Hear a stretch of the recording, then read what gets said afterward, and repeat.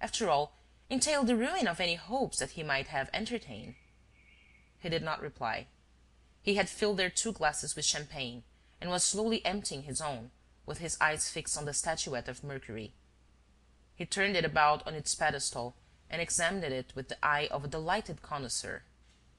What a beautiful thing is a harmonious line!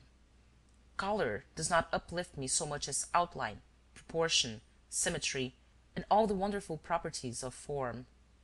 Look at this little statue. Pancaldi is right, it's the work of a great artist. The legs are both slender and muscular. The whole figure gives an impression of buoyancy and speed. It is very well done. There's only one fault, a very slight one, perhaps. You've not noticed it? Yes, I have, said Hortense. It struck me the moment I saw the sign outside. You mean, don't you, a certain lack of balance? The god is leaning over too far on the leg that carries him. He looks as though he were going to pitch forward. That's very clever of you, said Rénine. The fault is almost imperceptible, and it needs a trained eye to see it. Really, however, as a matter of logic, the weight of the body ought to have its way, and, in accordance with natural laws, the little god ought to take a header. After a pause, he continued. I noticed that flaw on the first day. How was it that I did not draw an inference at once? I was shocked because the artist had sinned against an aesthetic law, whereas I ought to have been shocked because he had overlooked the physical law. As though art and nature were not blended together, and as though the laws of gravity could be disturbed without some fundamental reason. What do you mean? Asked Hortense, puzzled by these reflections which seemed so far removed from their secret thoughts. What do you mean? Oh, nothing, he said. I'm only surprised that I didn't understand sooner why Mercury did not plump forward, as he should have done. The reason? I imagine that Pancaldi, when pulling the statuette about to make it serve his purpose, must have disturbed its balance, but that this balance was restored by something which holds the little god back, and which makes up for his really too dangerous posture. Something, you say? Yes, a counterweight. Hortense gave a start. She too was beginning to see a little light. She murmured, a counterweight? Are you thinking that it might be in the pedestal? Why not? Is that possible? But if so, how did Pancaldi come to give you this statuette? He never gave me this one, Rénine declared. I took this one myself. But where and when? Just now, while you were in the drawing-room. I got out of that window, which is just over the signboard and beside the niche containing the little god, and I exchanged the two, that is to say, I took the statue which was outside and put the one which Pancaldi gave me in its place. But doesn't that one lean forward? No, no more than the others do, on the shelf in his shop. But Pancaldi is not an artist. A lack of equilibrium does not impress him. He will see nothing wrong. And he will continue to think himself favored by luck, which is another way of saying that luck will continue to favor him. Meanwhile, here's the statuette, the one used for the sign. Am I to break the pedestal and take her clasp out of the leaden sheath, soldered to the back of the pedestal which keeps Mercury steady? No, there's no need for that, Hortense hurriedly murmured.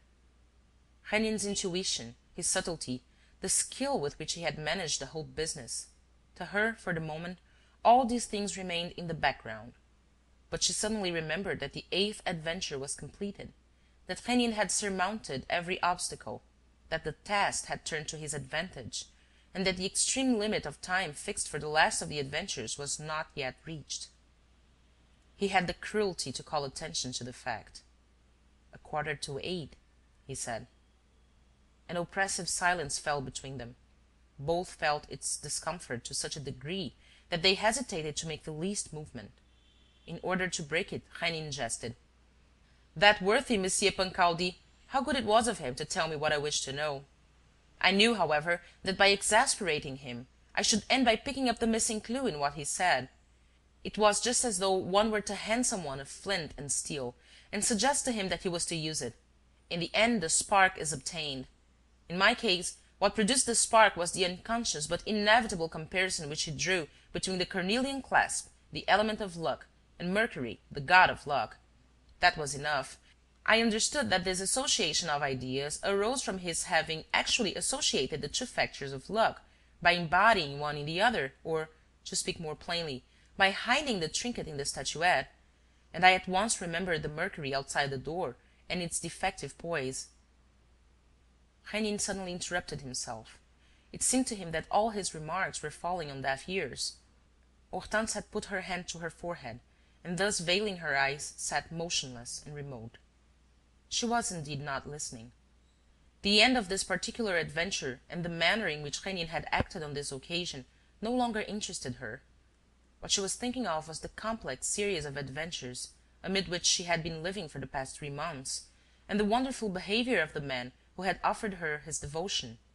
She saw, as in a magic picture, the fabulous deeds performed by him, all the good that he had done, the lives saved, the sorrows assuaged, the order restored wherever his masterly will had been brought to bear. Nothing was impossible to him. What he undertook to do, he did. Every aim that he set before him was attained in advance. And all this without excessive effort, with the calmness of one who knows his own strength and knows that nothing can resist it. Then what could she do against him? Why should she defend herself, and how? If he demanded that she should yield, would he not know how to make her do so, and would this last adventure be any more difficult for him than the others? Supposing that she ran away, did the wide world contain a retreat in which she would be safe from his pursuit? From the first moment of their first meeting, the end was certain, since Rénine had decreed that it should be so. However, she still cast about for weapons, for protection of some sort. And she said to herself that, though he had fulfilled the 8 conditions and restored the cornelian clasp to her before the 8th hour had struck, she was nevertheless protected by the fact that this 8th hour was to strike on the clock of the Château de Halingre and not elsewhere. It was a formal compact. Rénine had said that day, gazing on the lips which he longed to kiss: "The old brass pendulum will start swinging again, and when, on the fixed day, the clock once more strikes 8, then—" She looked up. He was not moving either, but sat solemnly, patiently waiting. She was on the point of saying, she was even preparing her words: "You know, our agreement says it must be the Halingre clock. All the other conditions have been fulfilled, but not this one. So I am free, am I not? I am entitled not to keep my promise, which, moreover, I never made, but which in any case falls to the ground? And I am perfectly free, released from any scruple of conscience?" She had not time to speak. At that precise moment there was a click behind her, like that of a clock about to strike. A first stroke sounded, then a second, then a third. Hortense moaned. She had recognized the very sound of the old clock, the Halingre clock, which 3 months ago, by breaking in a supernatural manner the silence of the deserted chateau, had set both of them on the road of the 8 adventures. She counted the strokes. The clock struck 8. "Ah," she murmured, half swooning and hiding her face in her hands. The clock's here, the one from over there. I recognize its voice."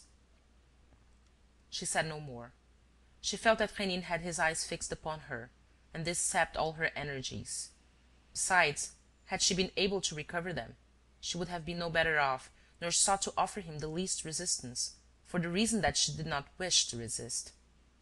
All the adventures were over, but one remained to be undertaken, the anticipation of which wiped out the memory of all the rest. It was the adventure of love, the most delightful, the most bewildering, the most adorable of all adventures. She accepted fate's decree, rejoicing in all that might come, because she was in love. She smiled in spite of herself, as she reflected that happiness was again to enter her life, at the very moment when her well-beloved was bringing her the cornelian clasp. The clock struck the hour for the 2nd time.